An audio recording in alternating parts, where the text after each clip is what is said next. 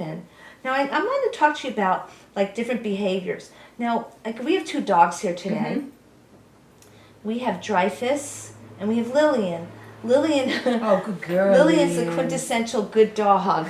She is, but she's really trained and bred to be the way she is. I can't take credit for it. Dreyfus is a good dog too, but very different personalities. Dreyfus is kind of comical in his ways, and a little bit of a bull in the china shop, very well-meaning.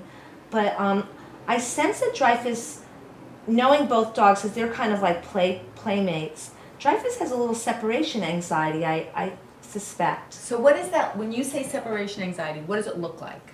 Well, if his mother decides to leave, let's say he comes to visit, I'd say fairly frequently, and everything's fine. He has certain behaviors that I find kind of odd. But one that's very unusual to me is that if this dog just gets so upset if his owner actually goes outside or goes to the restroom or goes to say, I'm going to get coffee, coming back. So when he's upset, okay? He barks. Okay, so he barks. He barks. And how long does the barking, does it stop after a while? No. It stops like after a little bit of conversation.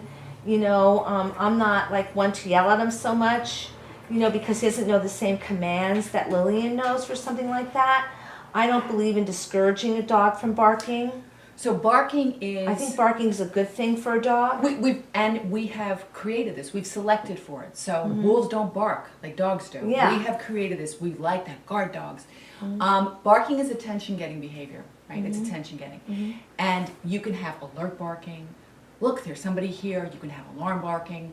Or you can have request, so I can get your attention, so I can ask for something. So one thing that I like to say when a dog barks is, you said something very interesting. You said that it stops after a little conversation. Yeah, I have a little conversation. I say, I actually talk to him. I say, Dreyfus, be reasonable. She's coming back. So you've acknowledged when you said that, and I am a big believer in actually communicating, talking to them, not kind of ignoring. So when the dog barks, saying, Dreyfus, I know, she left, she'll be back. That's exactly what I say. But let him have one or two barks and then say it. Yeah, right, okay. And then when he's quiet, good quiet, Dreyfus. Oh, you got to tell him why he's good. And so what people will say to me often, because barking, I get a lot of barking, especially in New York, you can imagine. New York City, apartments, barking, big deal, Yeah, incessant. Oh, they worry about the neighbors. So one thing with the barking is when he stops doing it, then you good quiet, good no barking, whatever it is you want to say. And people will say, but aren't I rewarding him for the barking? No, you're rewarding him because he stopped stopped barking. It. Right, exactly. The thing that people don't understand, cat or dog, they don't get the lecture. They don't, they stop doing the thing. Now you're supposed to reward them. You can't explain to him why it was bad that he was barking. Yeah. Because he stopped. It's not, they didn't go to school, they didn't get the language. So, he doesn't get the lecture. He didn't even get a high school diploma, this one. Not even kindergarten. Got nothing. Self-taught. But see, that's the thing. They're so smart that way because a lot of the studies that we do, what are we doing? We're talking about does he understand what we're saying? He knows we're talking about him. Does he got the words, he got the command, he knows how to do this, he knows how to do that. So he's got us, he pretty much does have us down. So he will stop doing the barking and then you talk to him. Yeah. And so then, is it over then or? Pretty much, but he'll sit by the door and he'll sit there, just like he's sitting now. He'll sit just like that at the door and not move just like that.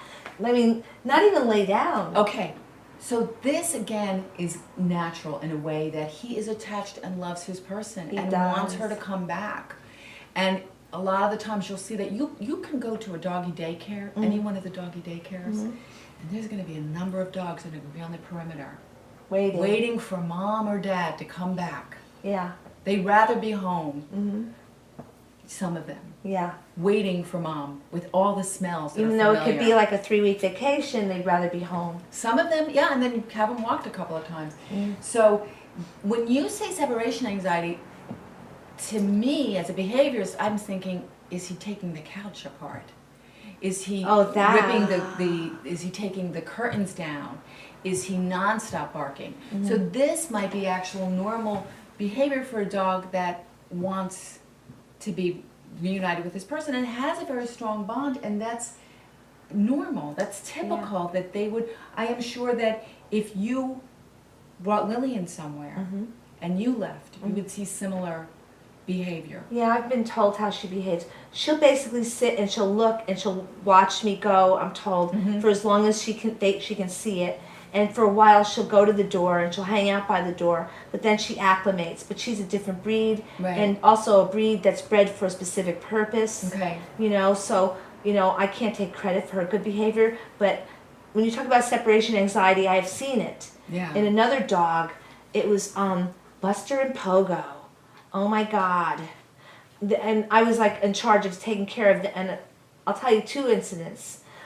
Big dogs, about the same size of these two, and Buster pulled down the blinds off the window. See, this is when He pulled them down. you're talking and now. Scratched at the window like this. This extreme state. It was really a panic. It's a panic. Yeah. Almost. Yeah. And sometimes what can happen is it takes different forms where it can subside. And then, so we're on the level, are we charting it with what's going on, with what's happening with them? Some of them get extremely sick. They can get sick to the stomach. And there are things to do with that. You know, there's a school of thought that says, don't let the dog see a leak, kind of sneak out the back. And you get better results if you tell the dog you're going. Oh, okay. Yeah, so for Buster and Pogo, instead of like just, I'll see you later, Buster, maybe even find something that the dog gets only when you leave. If you're doing like some kind of food stuff toy, you can feed the diet at that time, a frozen treat. Classical music is really great.